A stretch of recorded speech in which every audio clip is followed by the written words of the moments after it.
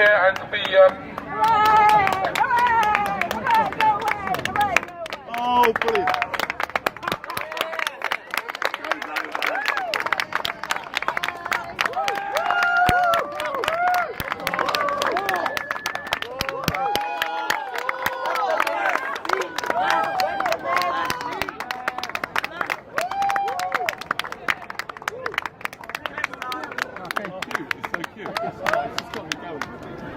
I just like... Don't get mad, be peaceful. Don't get too close. Remember, we're trying to be peaceful here, yeah? Peaceful, okay?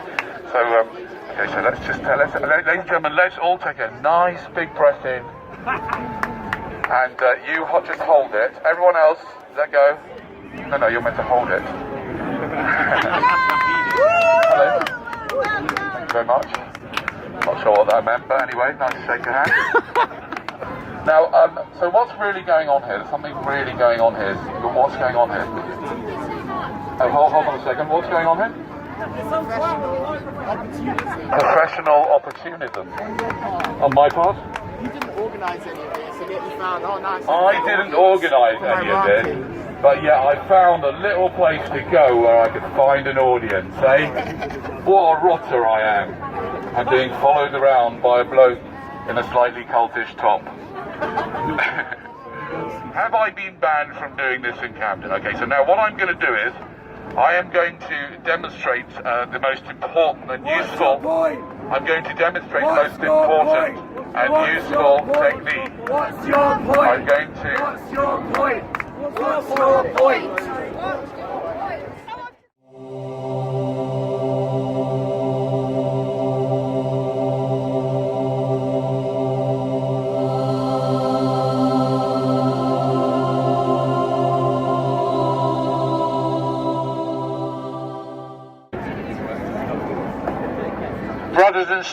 Brothers and sisters, it's all about extinction rebellion. It's all about Mother Earth. It's all about the people. It's all about our children and our children's children. We don't need no crap. We don't need this and that. It's just truth and love. It's all about the green. Let's keep it green. Let's keep it real. And let's all say, yeah, power to the people. Power to the people. Come on, man. Okay, so we're now going to do a little bit of an analysis of that particular piece of rhetoric. So he spoke, of course, of Mother Nature. Just to let you know, if your mother is anything like nature, you must get away from her as quickly as you can. Yeah, because nature doesn't care if you are born with 2 heads, doesn't care if your mum dies of cancer when you're 3, doesn't care if you are seriously ill, doesn't care if you lose all your money or you never had any money, and doesn't care if you die in a car accident at all, not one iota. So if your mum is like that, you need to stay away from your mum. Never call it Mother Nature. Thank you very much. As refugees welcome. I should say refugees welcome. Refugees welcome.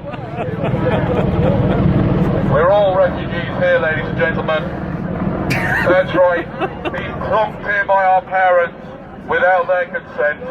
I read one philosophy book, and now I'm going to repeat it in public. I read one philosophy book, and now I'm going to repeat it in public The only because... certain possibility is death.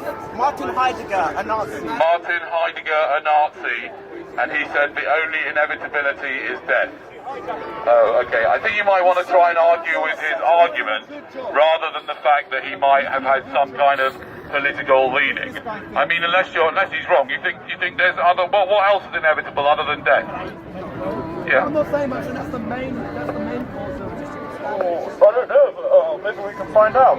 So, a dialogue in 12 parts and lots of rhetoric engaging with people because I have nothing to say. Come on, someone engage me. I'm desperate for attention. And, well, with people and their arguments, okay, so you said we're all refugees here. Like, that's just a bit ludicrous considering that, you know, genuine refugees are drowning in the Mediterranean as a result of fortress Europe policy.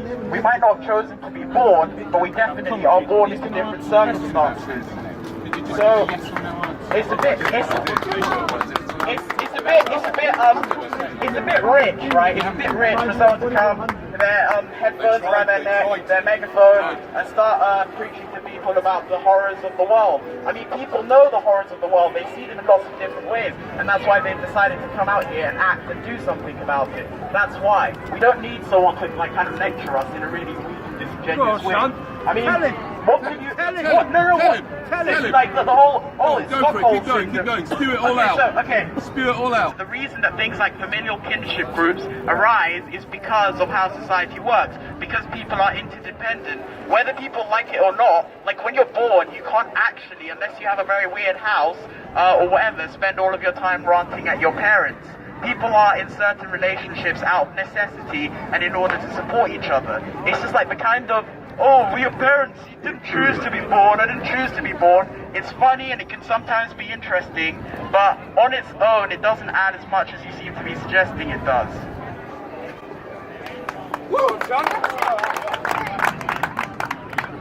I respect your right to say things about which I haven't a clue what on earth you're going on about. And most of it, I understand. Obviously, there are some people who don't know what I'm going on about. It's fine, I understand that. Including me, yes. To a great degree, I do actually admit I don't really know what I'm talking about. But if there's anything that I do know, it's that you don't know what you're talking about either. You've already showed us with the stuff you said before. You really don't know what you're talking about, do you?